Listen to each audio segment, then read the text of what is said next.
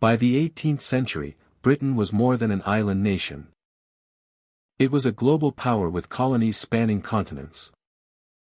Behind the conquest of lands, the control of trade, and the spread of influence lay a powerful set of beliefs, an imperial ideology that justified expansion, governance, and domination. Britain did not merely conquer, it claimed to civilize, modernize, and spread its values across the globe. But what exactly was this ideology, and how did it shape the decisions, policies, and actions of the British Empire? Hello, my dear friend. I hope you are doing well today. Thank you for joining me on this journey into one of the most fascinating and controversial aspects of British history. This story is not just about battles or colonies. It is about the ideas, beliefs, and justifications that guided Britannia's expansion. British imperial ideology combined politics, economics, religion, and culture to create a worldview that made empire seem both necessary and righteous. Before we begin, here is something to think about. Did Britain act according to these ideas because it truly believed in them, or were they simply a convenient way to justify conquest and control? Keep this question in mind as we explore 10 key aspects of British imperial ideology.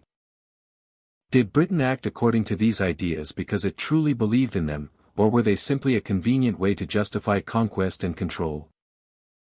The term, the white man's burden, was coined by Rudyard Kipling in 1899 to justify the idea that Western nations had a duty to civilize non-Western societies.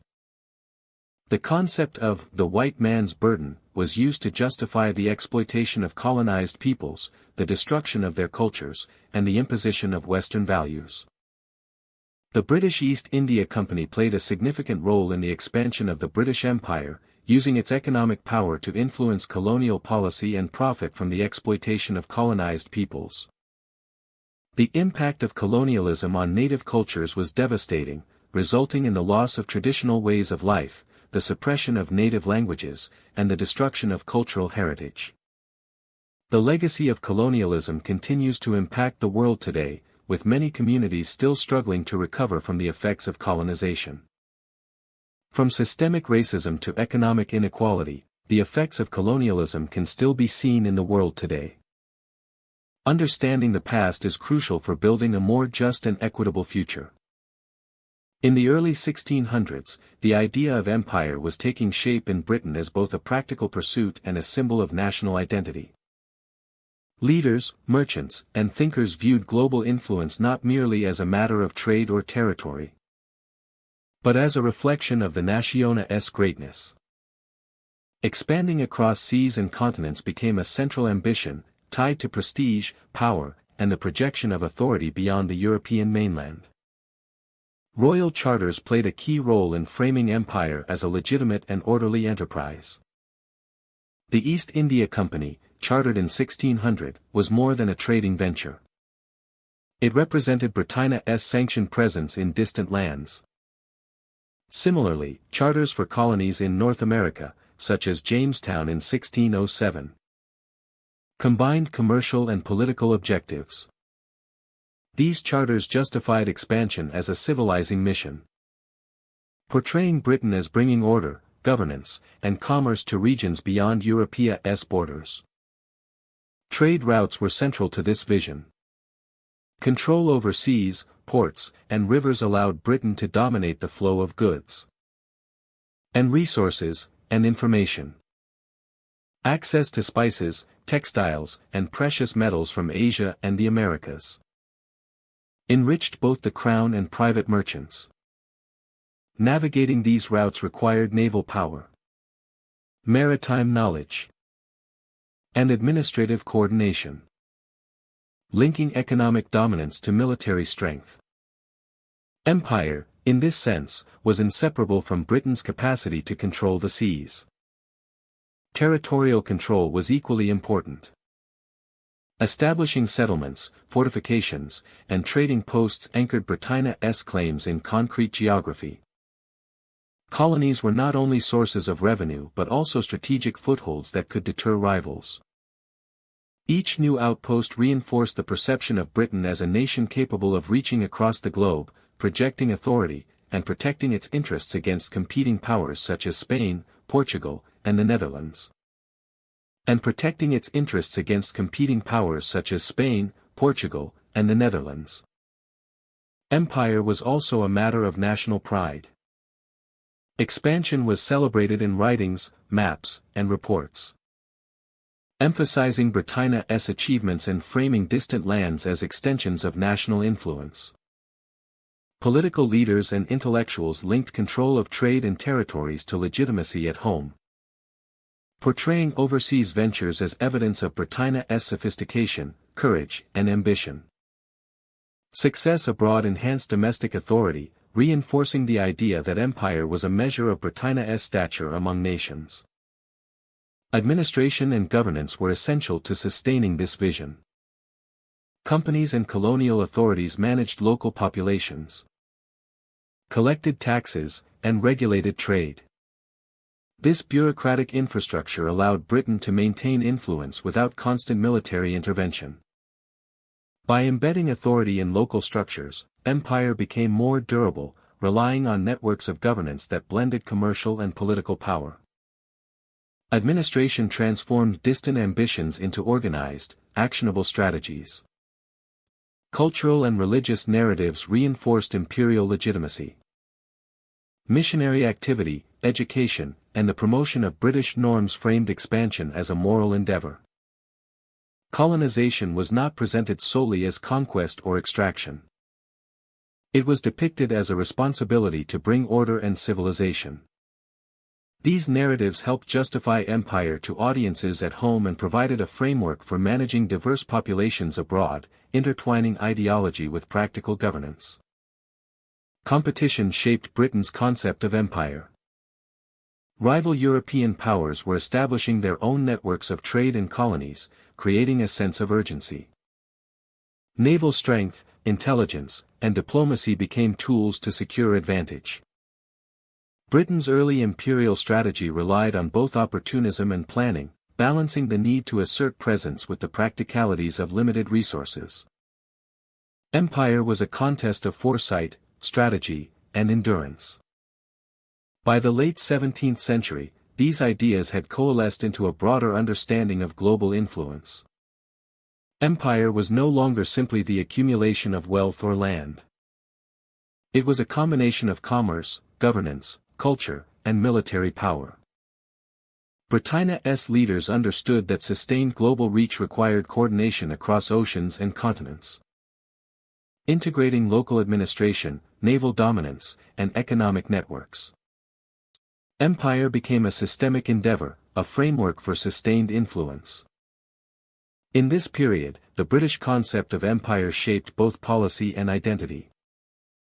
Leaders envisioned a world where Britain controlled key trade routes, strategic territories, and influential colonies. The rhetoric of civilizing missions, national prestige, and economic advantage created a compelling narrative that justified expansion and framed Britain as a global power. Empire became both an aspiration and a measure of Britannia's strength, guiding decisions that would influence global relations for centuries to come. By linking trade, administration, military capability, and ideology, Britain forged a model of empire that combined practical governance with symbolic power.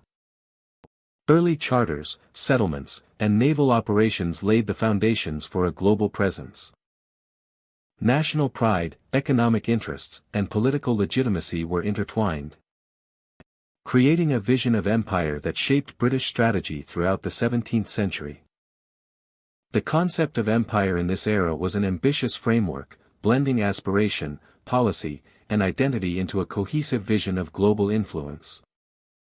During the period from 1650 to 1750, British imperial ideology increasingly centered on economic exploitation as a core justification for empire.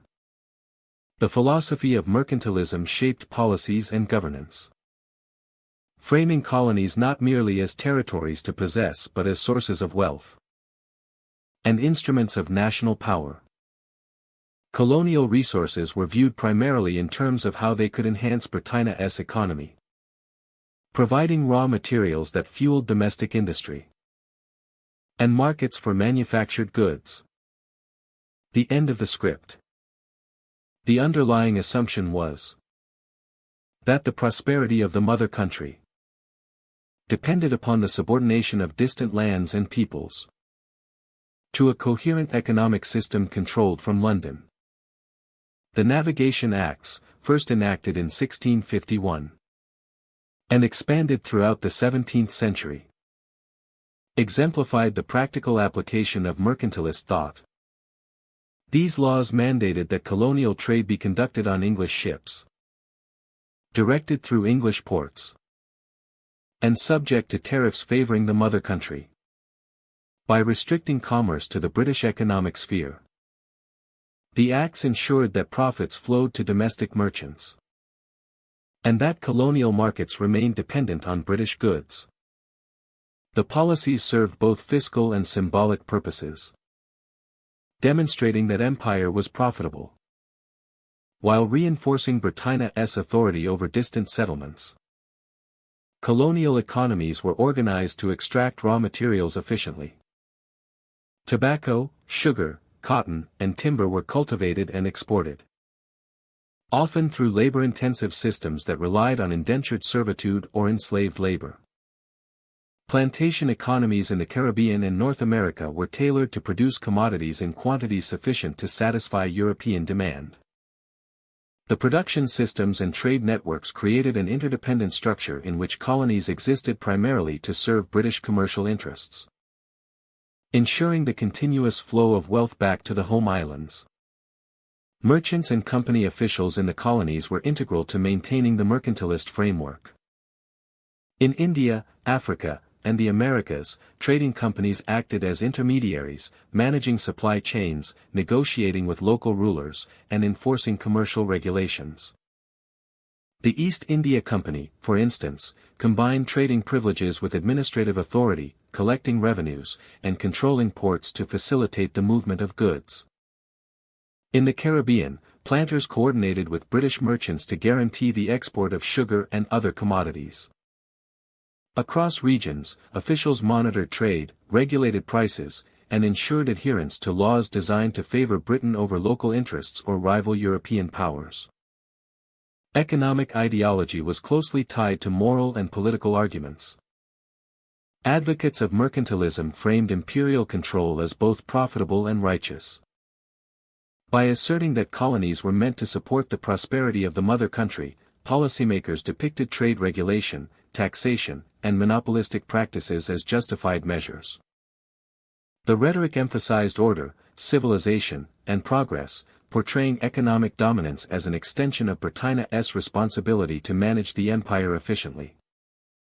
This ideological framework allowed Britain to reconcile coercive practices with moral legitimacy, presenting imperial exploitation as both necessary and virtuous. The interconnections between commerce and naval power reinforced mercantilist objectives. Britain invested in a strong navy to protect shipping lanes, secure colonies, and deter rival European powers. Control of strategic ports in the Caribbean, North America, and India facilitated the movement of goods and troops, ensuring that economic policies could be enforced. Naval dominance also allowed Britain to respond swiftly to piracy or local resistance, maintaining the security and profitability of its trade networks. Economic advantage and military power became mutually reinforcing, each enabling the other to achieve imperial goals. Infrastructure, both physical and administrative, supported the mercantilist system. Ports, warehouses, and roads were developed to streamline the transport of goods from colonies to Britain. Administrative offices, record-keeping systems, and bureaucratic oversight ensured that regulations were enforced and profits accurately accounted for. The combination of logistical, legal, and military measures created a comprehensive framework that maximized economic benefit while minimizing leakage or disruption. Officials coordinated taxation, shipping schedules, and customs inspections to maintain the flow of wealth in accordance with imperial priorities. Colonial populations experienced the effects of mercantilism differently depending on their position within the system. European settlers often prospered by engaging in trade, plantation agriculture, or service to trading companies. Indigenous populations and enslaved peoples, however, were frequently subordinated to the demands of production and commerce. Local economies were reoriented to supply European markets, traditional practices were suppressed, and labor systems imposed conditions that prioritized efficiency and profitability over social welfare. The mercantilist ideology provided justification for these impositions, framing them as essential to the Empiria's prosperity. By the mid-18th century, the mercantilist framework had solidified into a structured approach to colonial governance and trade. Policies were coordinated across regions, ensuring that raw materials, labor, and markets aligned with British interests. The ideological and practical systems reinforced one another, promoting the idea that empire was both economically advantageous and morally defensible. Colonies became instruments of national wealth, integrated into global networks that increased Britannia's power, influence, and security. In conclusion, the period from 1650 to 1750 demonstrates how mercantilism shaped British imperial strategy. Economic exploitation underpinned colonial administration, trade policies, and military investment. The Navigation Acts, plantation economies, and company governance exemplified how wealth was extracted and channeled to the mother country. Economic control was not merely a pragmatic pursuit but an ideological justification, presenting imperial expansion as both profitable and legitimate.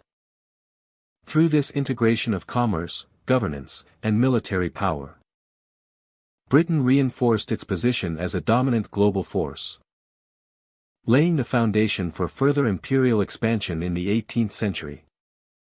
Between 1700 and 1800, British imperial ideology increasingly framed conquest and administration as a moral responsibility. Officials, administrators, and missionaries presented the expansion of empire as a duty to civilize. The rhetoric emphasized bringing law, religion, education, and order to peoples perceived as uncivilized or in need of guidance. This narrative cast British authority as benevolent, presenting colonial intervention as a form of improvement and protection, while masking the coercion, forced labor, and exploitation that underpinned the Empiria's operations. Missionaries played a central role in this civilizing mission. Schools, churches, and religious institutions were established across Africa, Asia, and the Americas to teach European customs, literacy, and Christianity. These initiatives were presented as pathways to uplift and moral progress. Indigenous practices were often portrayed as backward or harmful. European education and religion were framed as remedies. Missionaries documented local customs, translating religious texts and teaching skills deemed useful for social and economic integration into the empire. The moral justification provided a sense of purpose, legitimizing colonial authority in the eyes of both administrators and the British public. Administrators reinforced this ideology through the imposition of law and governance structures. Colonial courts, regulations, and bureaucracies were introduced to maintain order and enforce British norms. These legal structures often prioritized the Empiria's interests, ensuring economic productivity, tax collection, and control over labor. While framed as protection and guidance, they simultaneously facilitated coercion and enforced compliance with imperial objectives. Economic exploitation was intertwined with moral rhetoric. Plantations, mines, and trading enterprises depended on local labor, often under harsh conditions. The language of improvement framed these systems as mutually beneficial, portraying labor, resource extraction, and trade as pathways to prosperity for both the colonizers and the colonized. Indigenous populations were encouraged or compelled to participate in these enterprises under the guise of instruction and opportunity. Moral justifications were carefully constructed to obscure the exploitative realities, presenting imperial projects as virtuous while consolidating British wealth and power. Religious instruction and cultural transformation were essential components of this ideological framework. Missionaries and administrators taught European languages, literacy, and social customs alongside spiritual doctrine. Communities were guided to adopt new practices, from dress and etiquette to methods of agriculture and trade. These programs reinforced dependency on British institutions, aligning local populations with imperial norms. By presenting these interventions as moral and educational, the empire legitimized the reshaping of societies in ways that served economic, strategic, and political goals. The empire legitimized the reshaping of societies in ways that served economic, strategic, and political goals. Rhetoric of the civilizing mission extended to military and political interventions. British officials emphasized the protection of local populations from rival groups or internal disorder. Military campaigns and garrisoning of strategic locations were framed as safeguards for stability and development. The language of duty and improvement justified operations that, in practice, often involved subjugation, territorial appropriation, and enforcement of imperial authority. Framing military power as moral guardianship enabled the empire to operate with perceived legitimacy while exercising control over colonized lands. The ideology of moral responsibility shaped public perception in Britain. Newspapers, pamphlets, and reports highlighted examples of education, conversion, and law enforcement, portraying empire as a noble endeavor. Successes in transforming societies were celebrated as evidence of benevolent governance. These narratives fostered support for imperial expansion and reinforced the notion that British intervention was not merely an exercise of power but a moral imperative. By emphasizing duty, virtue, and improvement, officials legitimized conquest and administration to audiences both domestic and colonial. Moral justification also intersected with diplomacy and alliances. Treaties with local rulers and engagement with indigenous elites were framed as efforts to guide and protect communities. Agreements were presented as instruments of mutual benefit, often embedding British authority within existing social structures. Through negotiation, ceremonial recognition, and symbolic rituals, administrators reinforced the narrative of responsible stewardship. This approach combined political control with the appearance of moral governance, integrating indigenous actors into imperial systems while maintaining the rhetoric of improvement. Education, religion, and law together created a framework. Justified colonial hierarchy. Indigenous populations were guided toward British norms, with officials positioning themselves as mentors and guardians. This civilizing narrative masked inequality and enforced compliance, presenting subjugation as opportunity. Labor obligations, taxation, and economic regulation were rationalized as tools of moral instruction.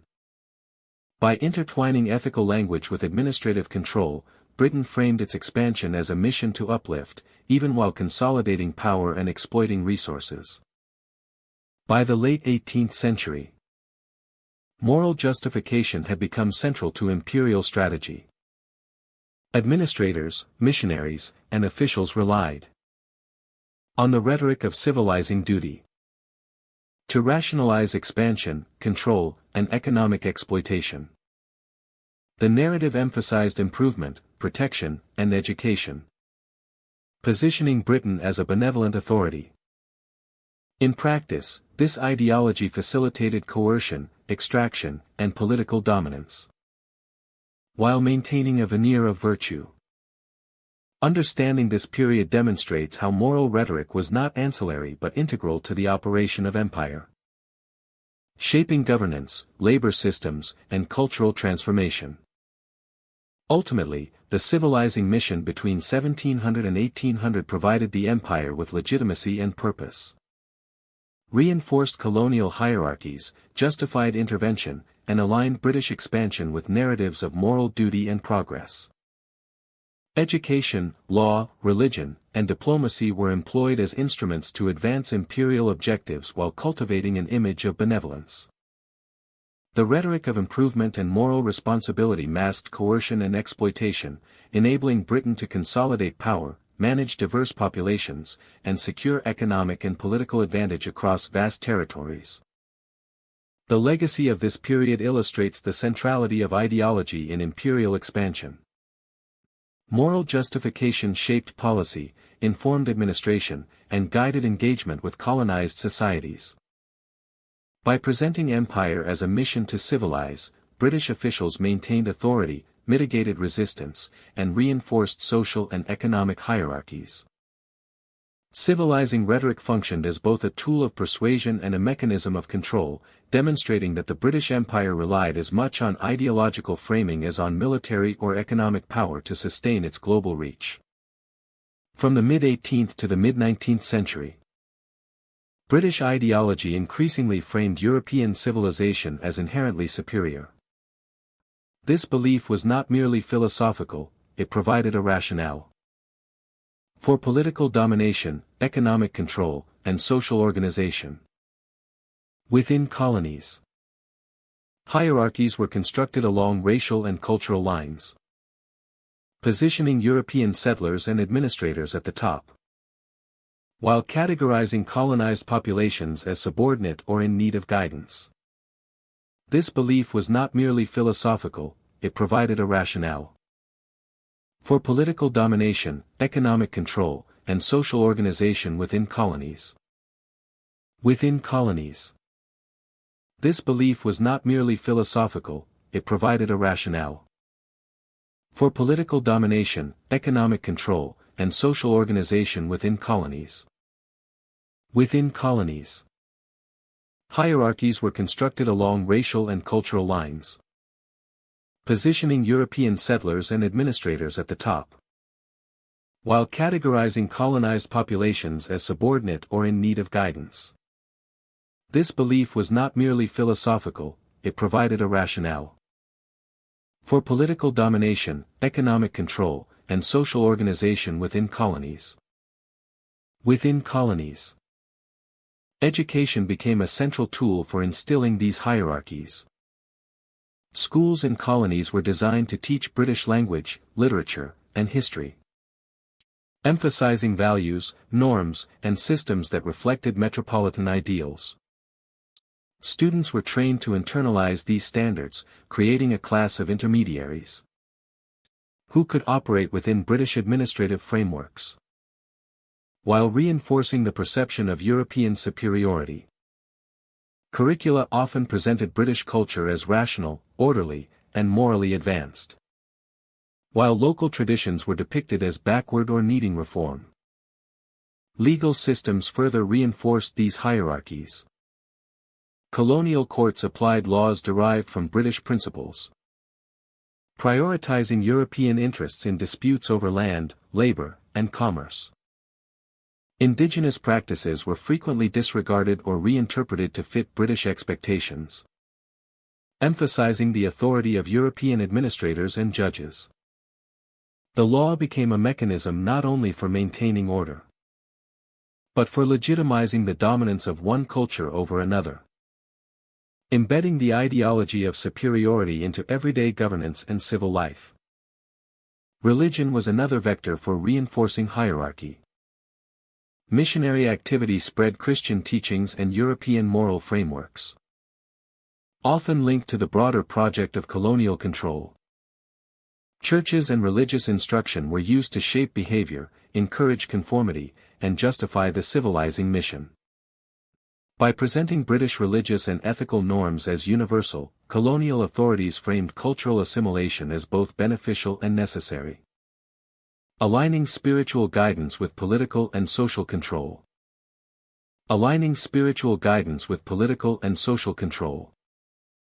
Economic structures reflected the same hierarchical logic. Colonies were organized to extract resources efficiently, with local labor often exploited under the supervision of European overseers. Trade policies and commercial networks prioritized British profit, reinforcing the notion that European management and innovation were superior. These economic arrangements were rationalized through ideology, suggesting that the prosperity and order provided by British systems were a natural outcome of their advanced civilization. Social interactions were equally structured by perceived differences.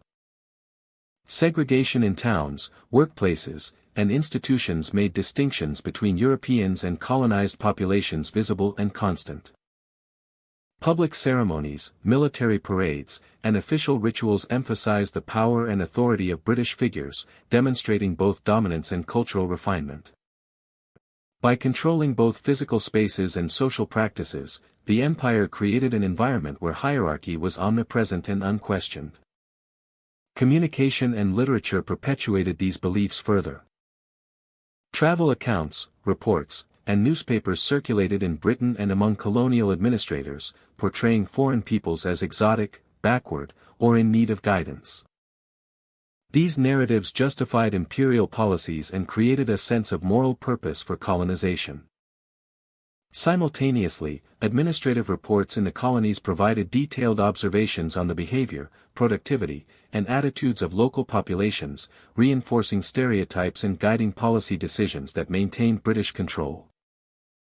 Communication and literature perpetuated these beliefs further. Travel accounts, reports, and newspapers circulated in Britain and among colonial administrators, portraying foreign peoples as exotic, backward, or in need of guidance. These narratives justified imperial policies and created a sense of moral purpose for colonization.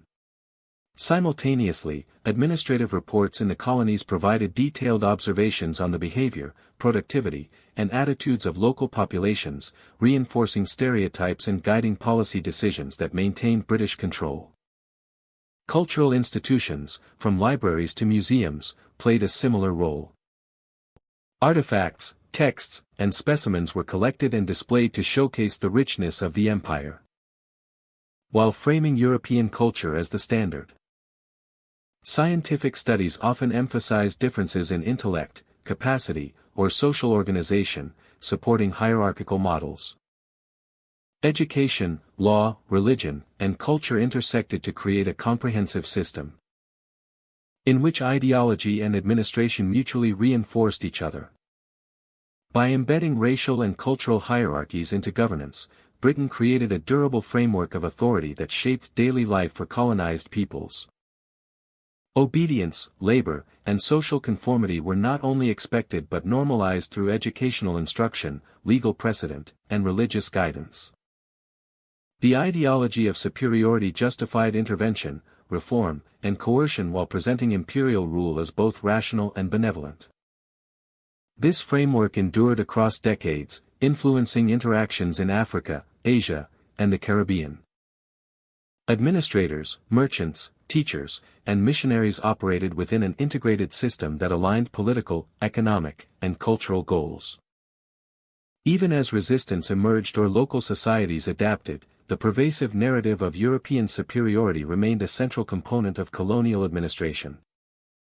Ultimately, the British Empire's approach during this century demonstrates how ideology and governance were inseparable. Race and culture were not only theoretical constructs but practical instruments of control. By structuring education, law, religion, and economy around the principle of European superiority, the empire maintained authority across vast territories and diverse populations. These hierarchies created order, reinforced power, and left legacies that shaped societies long after the formal structures of empire receded, illustrating how beliefs about culture and race became tools of governance as well as instruments of influence. Religion and the Empire 1700–1850.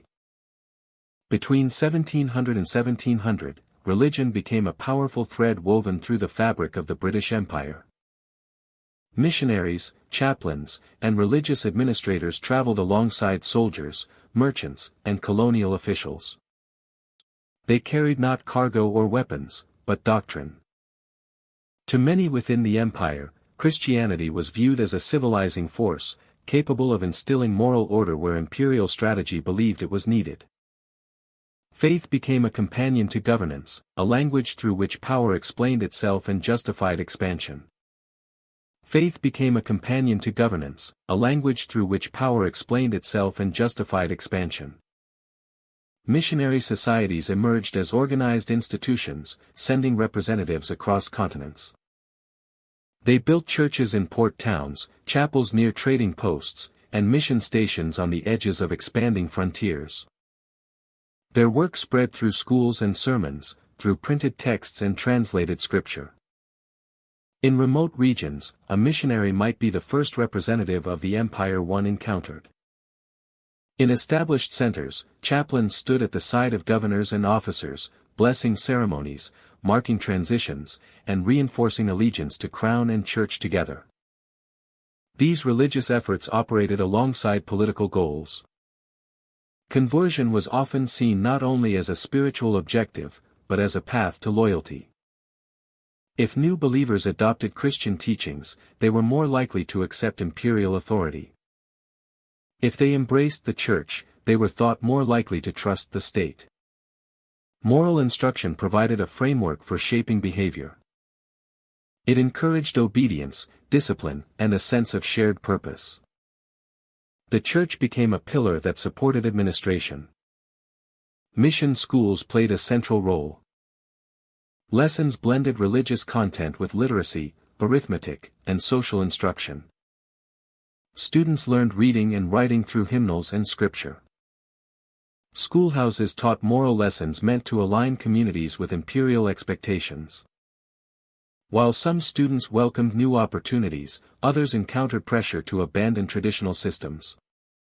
The classroom became a place where faith, identity, and power intersected. The teacher's desk became as influential as the governor's office. Chaplains served within colonial garrisons, reinforcing spiritual discipline among soldiers. Religion was used to strengthen morale and encourage order. Military chapels rose near barracks. Prayer preceded campaigns. Sermons emphasized duty, sacrifice, and responsibility. The moral weight of faith supported the physical weight of empire. It spoke to soldiers before battle. It spoke to administrators before policy. Religion became a companion to command. This connection between faith and authority extended into legal land. Christian ideas influenced laws regarding family, labor, and public conduct. Religious institutions supported orphanages, hospitals, and relief projects that eased suffering while strengthening imperial influence. Charity softened the image of control. Aid provided support to those in need, but also connected them to structures of governance. A hand that offered help often also carried expectation. Yet the relationship between religion and empire was not one-sided. Conversion sometimes brought new knowledge, new opportunities, or new forms of leadership for local communities. Some individuals used religious texts to argue for rights, justice, or reform. Graduates of mission schools became lawyers, teachers, and leaders who later challenged imperial authority. Faith that once spread with empire eventually became a tool for questioning power. A message once intended to unify became a tool for questioning power. Still, the moral certainty that supported imperial expansion could not escape scrutiny. They asked whether spiritual purpose was being used to justify political ambition. They observed that the promise of salvation often accompanied taxation, resource extraction, and territorial control. The idea of a civilizing mission gained both followers and opponents. In many regions, long-standing religious traditions encountered Christian missions with hesitation or resistance. Communities negotiated what to accept and what to refuse. Some integrated new teachings with existing beliefs. Others rejected conversion entirely. Missionaries reported challenges back to home societies, describing the difficulties of spreading doctrine across cultural and linguistic boundaries. The process of conversion was rarely simple. It was layered with negotiation, misunderstanding, and adaptation. By the mid-19th century, the connection between religion and empire had. Churches, schools, charities, and missions formed an invisible architecture beneath the visible institutions of governance. Religious networks shared information, moved resources, and shaped public opinion. This network became a moral scaffolding that supported imperial identity. To many, empire appeared not only as a system of power, but as a project of improvement. However, beneath the surface, questions grew. Could faith truly be separated from imperial interest? Could conversion be fully voluntary under systems of control? Could charity remain charity if it was linked to authority? These questions foreshadowed the debates that would emerge in later generations. The moral foundation of empire began to crack as people examined its contradictions. Even so, the legacy of religion in the empire continued long after direct rule declined. Institutions established during the missionary period remained. Churches and schools continued to operate. Legal and social systems retained elements of religious influence. In some independent nations, Christianity became part of national identity. In others, it continued alongside or within older traditions. The results differed, shaped by history, geography, and memory. Between 1700 and 1850, religion became both shield and compass for the empire. It offered justification for intervention. It promised improvement while enabling control. It provided comfort to some and pressure to others. It stood at the intersection of belief and ambition. Its presence asks us to consider how ideals can be used to reinforce authority. And how authority can shape ideals.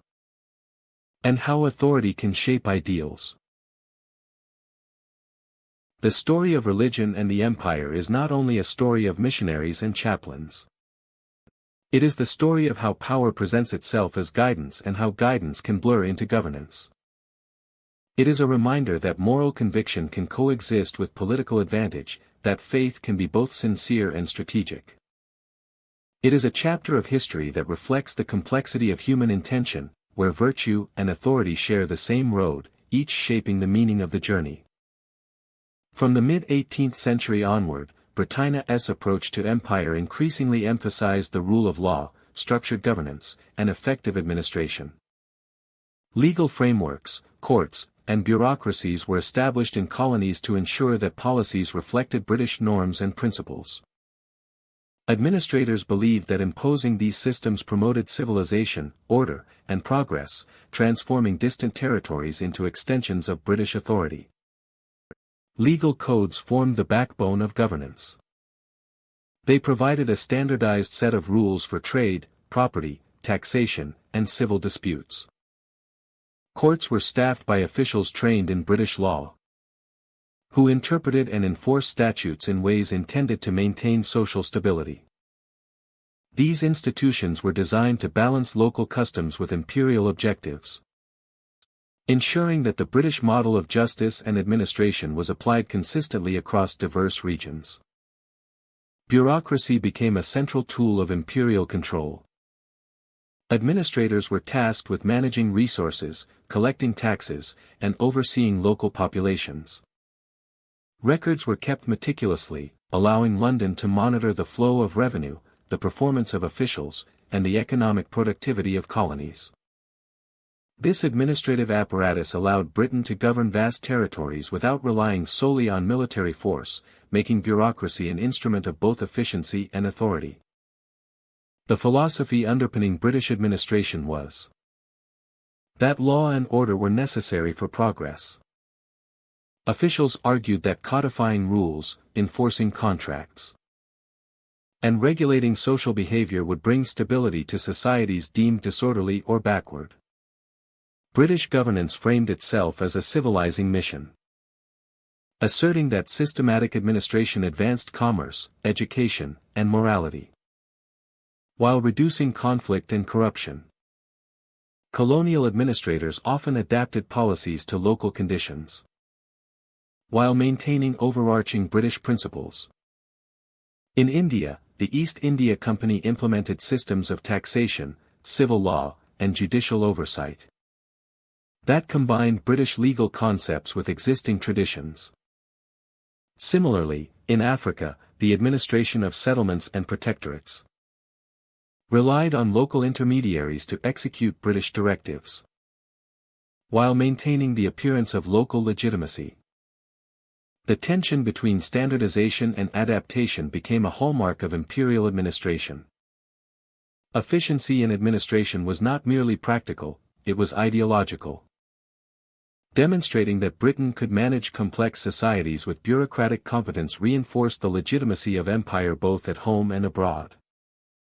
Administrators presented detailed reports, maps, and statistical data to London, illustrating the success of British policies and the benefits of legal and administrative structures. This documentation served to justify continued expansion and the imposition of British norms on colonial subjects. Education and training were integrated into governance. Officials were educated in law, finance, and management before assuming posts overseas. They were expected to apply these skills to maintain order, oversee economic activity, and resolve disputes. The emphasis on professional administration highlighted the belief that empire required knowledge, discipline, and organizational capability as much as military strength. Colonial courts and bureaucracies also mediated interactions between diverse populations. They resolved disputes between settlers and indigenous communities, managed commercial contracts, and enforced labor regulations. By creating recognizable procedures and expectations, British administration sought to prevent arbitrary rule and maintain stability. Subjects were expected to conform to legal norms, reinforcing the authority of the empire while providing a framework for social and economic activity. In many cases, British governance extended beyond law and bureaucracy into social reform. Administrators promoted public works, infrastructure, and health measures, framing these initiatives as evidence of imperial benevolence. Education and missionary activity were often linked to legal and administrative systems, creating a network of institutions that reinforced both control and cultural influence. Governance was therefore multidimensional, combining legal oversight, bureaucratic management, and social intervention. By the late 19th century, Britain had developed a model of administration that was both flexible and authoritative. It relied on standardized procedures, trained personnel, and systematic reporting while adapting to local realities. Law and bureaucracy became inseparable from imperial identity, presenting Britain as a nation capable of governing vast, diverse territories with order, fairness, and competence. The ideology of administration was as much about projecting British power as it was about achieving practical results. The effectiveness of this model depended on legitimacy and perception. Legal codes and administrative structures conveyed authority and reduced the need for constant military enforcement. They shaped social behavior, guided economic activity, and provided a framework for long-term governance. By demonstrating competence and control, British administrators reinforced the Imperia's image as orderly, just, and civilizing.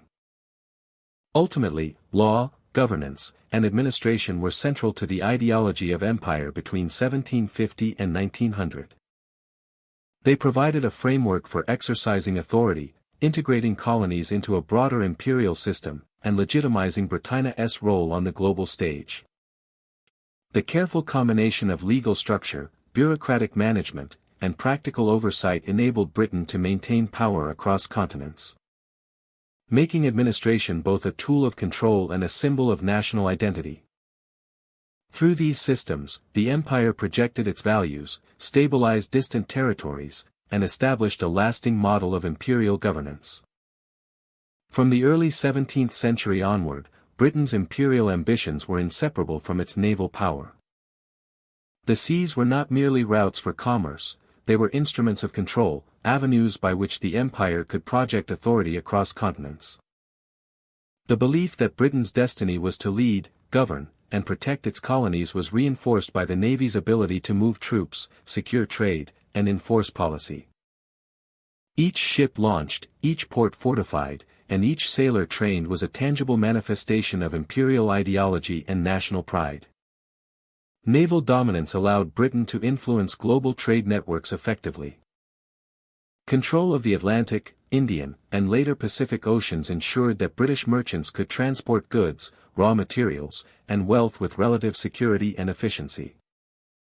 The Royal Navy's presence deterred rivals from interfering in maritime commerce, while also providing a mobile military force capable of striking swiftly against threats.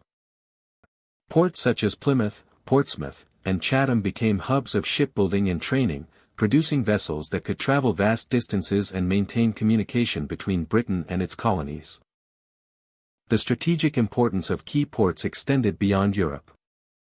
In the Caribbean, bases in Barbados, Jamaica, and Antigua allowed Britain to control sugar production and defend shipping lanes from pirates or rival European fleets. In Asia, forts and trading posts in India, Singapore, and Malacca provided secure positions for fleets to resupply and coordinate operations. In Africa, Cape Town served as a vital stopover for ships navigating between Europe and the Indian Ocean. The network of naval stations ensured that Britain could protect trade routes while projecting power over distant territories, linking commerce and military strategy into a cohesive imperial system. Naval technology and ship design evolved continuously to maintain Britannia's advantage. The introduction of faster hulls, improved sails, and advanced artillery allowed fleets to maneuver more effectively in battle. Steam power emerged in the late 18th and early 19th centuries, complementing traditional sails and expanding operational range. Innovations in navigation, cartography, and communication strengthened the Navy's capacity to operate globally. These technological advancements not only reinforced military superiority but also symbolized the sophistication and modernity of British power, inspiring confidence at home and abroad. The Navy's global reach also served ideological purposes. By controlling the seas, Britain reinforced its self-image as a civilizing force. A nation capable of bringing order, law, and progress to distant lands. Military presence validated political authority, demonstrating to colonized populations and rival empires that Britain could enforce governance and maintain stability. The Navy became a visual and practical representation of imperial legitimacy, where the projection of force underpinned claims of moral and political right. Naval engagements and victories further cemented Britannia's authority. Conflicts with Spain, France, and the Dutch demonstrated that superior naval strategy could determine the outcome of wars and secure economic dominance. The defeat of the Spanish Armada in 1588 showed the effectiveness of smaller, more maneuverable ships and established the principle that maritime supremacy could shift geopolitical balances. Later, battles during the War of Spanish Succession, the 7 Years' War, and the Napoleonic Wars confirmed that control of the seas was decisive for empire, enabling Britain to capture colonies, secure trade routes, and maintain influence over global markets. Naval power shaped economic structures as well as the protection of merchant fleets, ensuring that goods from India, the Caribbean, and North America reached Britain with minimal loss. The Navy's presence allowed the enforcement of mercantilist policies, including the Navigation Acts, and monopolistic trading practices of companies like the East India Company. By securing maritime routes, Britain could integrate distant colonies into a single economic system, controlling the flow of raw materials, manufactured goods, and capital. Naval strength and commerce became mutually reinforcing pillars of imperial power. The human element of naval operations reinforced the ideological narrative. Sailors and officers embodied discipline, loyalty, and technical skill, representing the capacity of the British state to project power with efficiency and order. Training institutions instilled values aligned with national priorities, ensuring that personnel could operate effectively under the harshest conditions. Crews stationed in distant waters faced disease, storms, and conflict, yet their service extended the reach of Britannia's authority, making abstract ideas of empire concrete through presence and action. By the mid-19th century, Britannia's global naval presence was unrivaled. Ships patrolled trade routes from the Atlantic to the Indian Ocean, securing communication lines and deterring rivals. Port infrastructure, technological innovation, and trained personnel allowed Britain to intervene in regional disputes. protect commerce, and maintain colonial administration with minimal delay. The integration of naval power into political, economic, and ideological frameworks ensured that maritime supremacy became the backbone of empire. In conclusion, the period from 1600 to 1850 illustrates the inseparable relationship between naval strength and global influence. Control of the seas allowed Britain to protect trade, enforce policy, and project authority across continents. Technological innovation, strategic port networks, and disciplined personnel reinforced both practical and ideological claims of power. Naval dominance validated Britannia's role as a global leader, linking military capability with economic exploitation and the ideology of civilization. The Royal Navy was more than a military force. It was a symbol, an instrument of imperial authority, shaping the course of its global empire and securing the foundations of its global empire. The Royal Navy was. Across the 19th century, education and cultural policy became central instruments of British imperial governance. Schools, universities, and cultural institutions were deliberately established to instill imperial ideology. These institutions were not merely centers of learning, they were mechanisms for embedding authority, loyalty, and cultural norms within colonized societies. Education conveyed British language, history, literature, and values, fostering a cadre of intermediaries who could administer, interpret, and sustain colonial rule across diverse territories. These intermediaries who could administer, interpret, and sustain colonial rule across diverse territories. By shaping minds to align with British political, social, and economic objectives, the British Empire expanded its reach across the globe, shaping cultures and societies in its image. Imperial ideology was deeply ingrained in every aspect of life, from education to governance, and from art to literature. A complex web of power and control, with the British Empire at its center, exerting its influence over the world. This was the foundation of the British Empire's dominance, a legacy that would shape the world for centuries to come. A testament to the enduring power of imperial ideology, which continues to shape the world today. Colonial schools served multiple purposes. For elites and children of local rulers, education offered instruction in European languages, administrative techniques, and knowledge systems considered essential for governance. These students learned British history, political philosophy, and moral codes, cultivating familiarity with imperial structures and expectations. By shaping a loyal and educated class, administrators ensured that local governance could function effectively under imperial supervision. Schools became training grounds for future clerks, officers, and interpreters, bridging local societies with colonial administration while promoting adherence to British norms. Beyond practical instruction, cultural policies were crafted to foster loyalty and social order.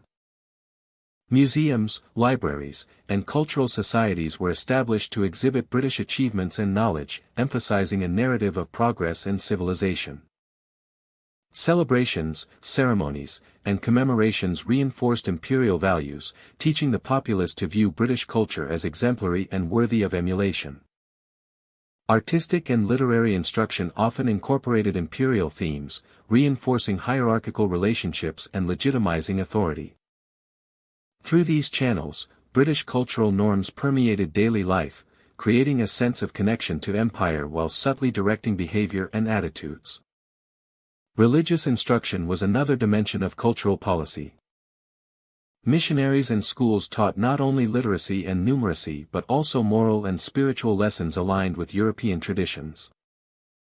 Christianity was positioned as a unifying and civilizing force, promoting obedience and ethical conduct in ways that supported governance. Religious education combined with broader schooling cultivated populations receptive to imperial guidance, creating shared frameworks of morality and societal expectation. By shaping belief systems alongside skills, education reinforced the authority of the empire at multiple levels of society. Curriculum design emphasized conformity and the internalization of imperial ideology. Textbooks, lessons, and examinations were structured to communicate values of hierarchy, discipline, and duty. Students absorbed concepts of law, governance, and social responsibility framed through a British lens, understanding their role within a wider imperial order. Knowledge was presented as universal and objective, masking its political purpose. Through repeated exposure to these ideas, learners internalized expectations of loyalty, service, and cultural alignment, facilitating the smooth administration of empire over distant and diverse populations. Language played a pivotal role in this strategy. English became the medium of instruction, administration, and commerce, replacing or marginalizing indigenous languages in formal contexts. Mastery of the imperial language enabled participation in governance and trade, but also reinforced the cultural dominance of Britain.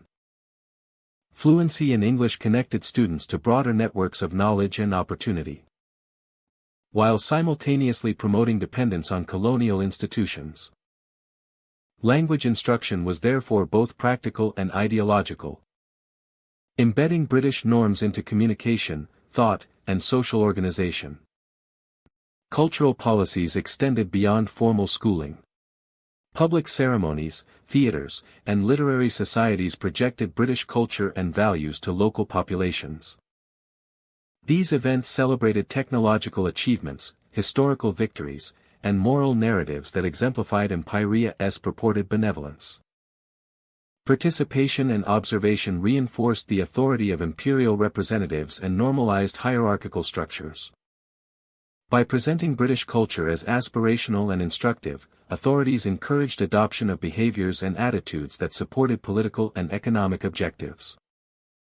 Higher education institutions reinforced the continuity of imperial ideology. Universities and specialized colleges trained administrators, engineers, and professionals. Advanced instruction in law, science, and commerce equipped graduates with skills.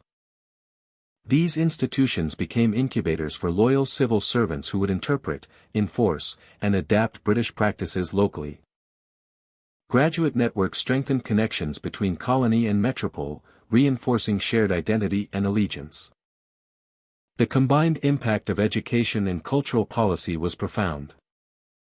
Literacy, numeracy, and administrative competence were intertwined with ideological instruction. Populations learned to navigate social hierarchies, participate in economic systems, and interpret political authority according to British expectations. Cultural alignment facilitated compliance and reduced friction, making governance more efficient.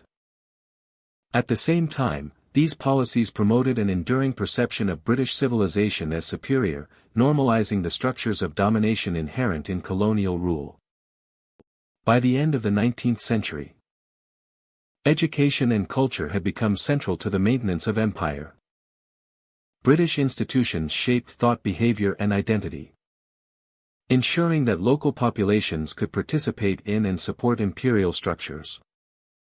Schools and cultural programs cultivated loyalty, transmitted values, and embedded ideology within everyday life. The strategic use of education demonstrated that empire relied not only on military or economic power, but also on the careful cultivation of knowledge, culture, and belief to sustain authority across vast and diverse territories. Ultimately, education and cultural policy between 1800 and 1900 illustrate the subtle yet powerful tools of empire. Through instruction, cultural programming, and institutional frameworks, Britain established influence that extended far beyond immediate governance. Literacy, social norms, and ideological frameworks became mechanisms for control, ensuring that imperial objectives were internalized and perpetuated. Education created intermediaries, shaped attitudes, and reinforced the legitimacy of British authority, demonstrating the central role of culture in sustaining global empire. The legacy of this period reveals how deeply knowledge and culture were integrated into imperial strategy. Schools, universities, and cultural institutions not only transmitted skills but also codified imperial ideals. By embedding values of loyalty, hierarchy, and progress within colonized societies, Britain strengthened governance, facilitated economic exploitation, and secured social stability. Education and cultural policy were therefore as essential to empire as military strength, demonstrating that control over minds and beliefs was central to control over territories. Throughout the 19th century, British imperial ideology extended beyond colonies into global diplomacy. The belief in European superiority and the civilizing mission shaped treaties, alliances, and protectorates, presenting them as mechanisms for stability, progress, and order. Diplomatic engagements were framed not merely as strategic necessities, but as moral responsibilities, with Britain positioning itself as a guardian of civilization in regions deemed unstable or undeveloped. Treaties often reflected these dual objectives of pragmatism and ideology. Agreements with local rulers or rival powers were structured to secure trade, resources, and strategic advantages, while asserting British authority and guidance. While these arrangements served the Empyrea's practical goals, they were simultaneously portrayed as benevolent interventions, suggesting that British oversight was in the best interest of local populations. Military power underpinned diplomatic strategy. Naval deployments and expeditionary forces provided leverage in negotiations, ensuring that treaties could be enforced and rival claims deterred. When necessary, coercion was justified through ideological rhetoric, framing interventions as necessary to maintain peace, enforce justice, or prevent mismanagement. By combining force with the appearance of moral purpose, Britain projected authority while maintaining the perception of legitimacy. Economic interests were inseparable from diplomacy. Trade agreements, tariff arrangements, and concessions were negotiated to favor British commerce, ensuring access to markets and resources. Strategic ports and coaling stations became bargaining chips in wider negotiations, with treaties often formalizing control over key locations essential to global shipping routes. By aligning commercial objectives with diplomatic action, Britain strengthened both empire and economy simultaneously. Cultural ideology reinforced these diplomatic efforts. British officials presented themselves as bearers of law, education, and administrative expertise, promoting models of governance that mirrored metropolitan institutions. Agreements were often accompanied by the establishment of schools, courts, and bureaucracies designed to implement British practices. This projection of soft power complemented military and economic measures, creating a holistic system in which ideology underwrote influence. Rivalries with other European powers shaped diplomatic approaches. In regions like Africa, Asia, and the Middle East, Britain balanced negotiation with demonstration of capability, using treaties to preempt or resolve conflicts without resorting to full-scale war. Diplomatic missions emphasized strategic presence, intelligence gathering, and alliance formation. Each treaty served both immediate tactical goals and the long-term aim of sustaining Britain's global position. Local rulers and populations were integrated into the system in ways that reinforced British objectives. Monarchs and chiefs were often portrayed as partners, yet real power resided with British representatives. Agreements formalized obligations such as tribute, labor contributions, or trade monopolies, embedding imperial authority into the political and economic fabric of regions. The appearance of consent and cooperation lent legitimacy to what was effectively hierarchical governance. Communication and negotiation relied on meticulous record-keeping and correspondence. Dispatches, reports, and diplomatic notes ensured that policy was coherent across continents. Officials in London coordinated with colonial administrators, envoys, and naval commanders to synchronize strategy.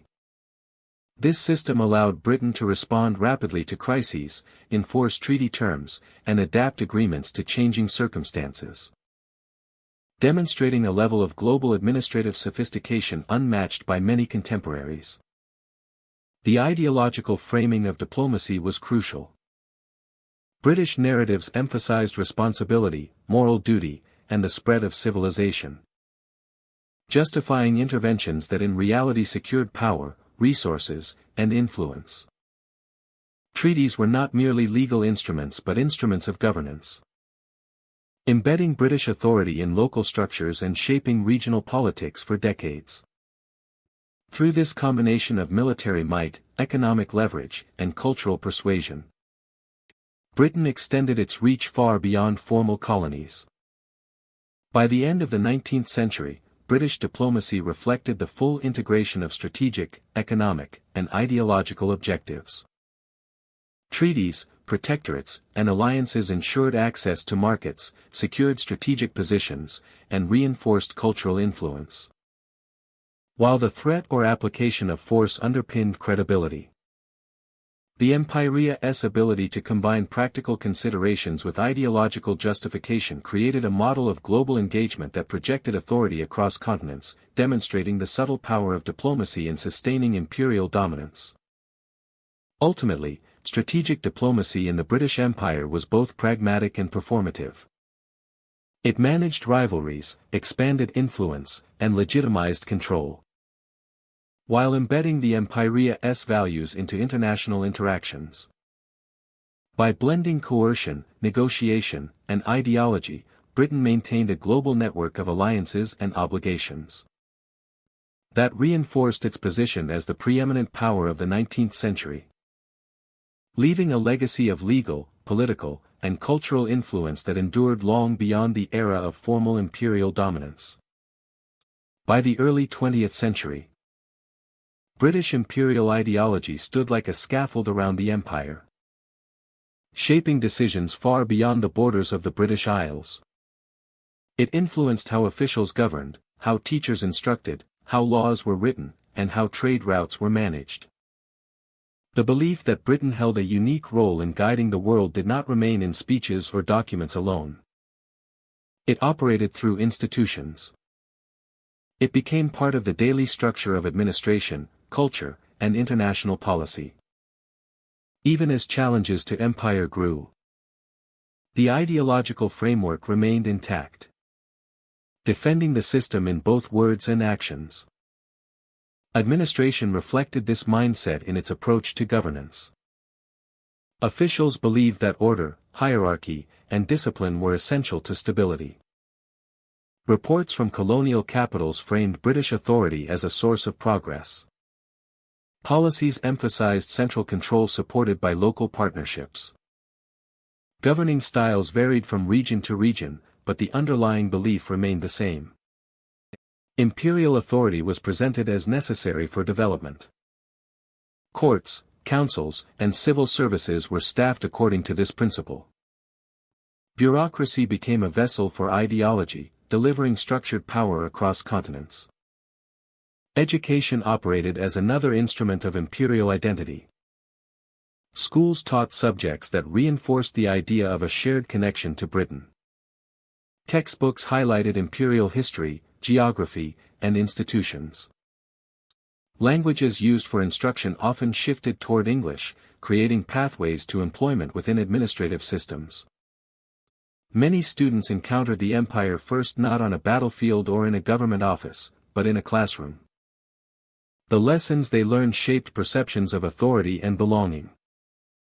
Even those who resisted the empire often did so using the tools and arguments that originated in its educational structures. Trade and economic policy also reflected imperial ideology. Britain saw itself as the center of a global commercial network, supported by shipping routes, ports, and financial institutions. Raw materials flowed toward Britain. Manufactured goods moved outward. Tariffs, preferential agreements, and maritime protection ensured that commercial advantage remained within imperial boundaries. The ideology behind these decisions framed them not as exploitation, but as mutual benefit. The language of partnership accompanied policies that directed profit toward the imperial core. Commerce became both justification and engine for continued expansion. The military remained a symbol of imperial strength. Bases scattered across coasts and strategic waterways allowed Britain to project power rapidly.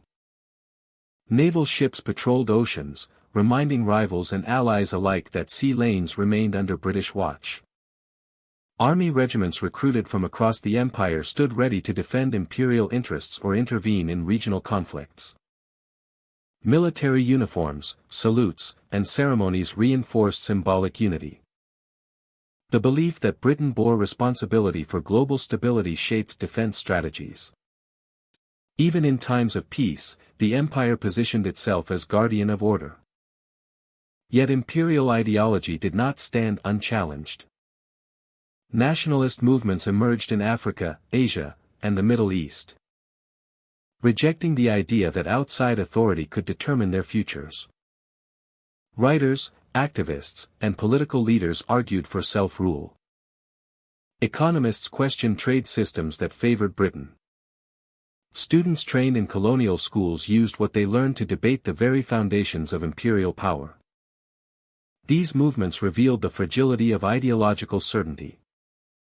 What had once appeared permanent now trembled beneath the weight of public demand. World War I accelerated these shifts. Soldiers from across the empire fought on European and Middle Eastern fronts. Their sacrifices sparked questions about loyalty and equality. Promises of reform circulated, but change arrived slowly. Independence movements gained momentum. Imperial ideology continued to defend itself. Between the wars, diplomacy became another stage on which ideology operated. Britain negotiated treaties, maintained alliances, and mediated disputes with the assumption that its leadership was necessary for global order. Even as international organizations emerged, British policy retained the perspective that it held a guiding role. Nations newly asserting sovereignty confronted this mindset at negotiation tables. The empire adapted, but the core belief remained, shaping how British officials viewed the world. World War II further exposed the tensions at the heart of imperial ideology. The conflict demanded resources, troops, and strategic cooperation from colonies around the world. Recruitment posters spoke of shared purpose and mutual protection. Yet many questioned the balance of power within that partnership. After the war, independence movements intensified. The ideology that once protected empire now struggled to justify it. Economic strain and global realignment weakened the structure that ideology had upheld for so long. By 1945, imperial ideology had not disappeared. It had begun to shift. It persisted in legal systems where court procedures reflected British models. It survived in parliamentary governments that drew inspiration from Westminster. It remained in language used for education, commerce, and diplomacy. It continued in international institutions shaped by British influence. It outlived many of the territories it once governed. It lingered not as doctrine, but as habit, structure, and memory. The legacy of this ideology is evident in borders drawn by administrators, in commercial routes shaped by trade policy, and in political debates, where old frameworks still echo. It can be seen in nations that inherited parliamentary systems, common law, or shared language. The empire's beliefs became part of global practice, even where its authority no longer existed. This legacy is neither entirely positive nor entirely negative. It reflects ambition and contradiction. It reveals how ideas can outlast the institutions that created them. Imperial ideology shaped a world that is still being understood. It is present in unresolved questions about sovereignty, development, and identity. It stands as a reminder that power operates not only through force or policy, but through belief. It teaches that the structure of the world is built not only on what empires did, but on what they thought they were doing. Between 1900 and 1945, British imperial ideology influenced nearly every aspect of the empire. It justified decisions, guided administration, and resisted change until resistance became impossible to ignore. Its legacy endures in laws, languages, and the very shape of international relations. The era may have ended, but the imprint remains, a map drawn in memory and structure that continues to shape the modern world. The story of British imperial ideology reveals how ideas can justify power. Empire was not just built with armies and navies, but with beliefs about morality, civilization, race, and governance. Understanding these ideas helps explain why Britain acted as it did, and how ideology shaped the modern world. Thank you for joining me on this journey through history. May reflecting on imperial ideology encourage critical thinking about power, belief, and influence. Until next time, my friend, stay curious and continue exploring the stories that define nations.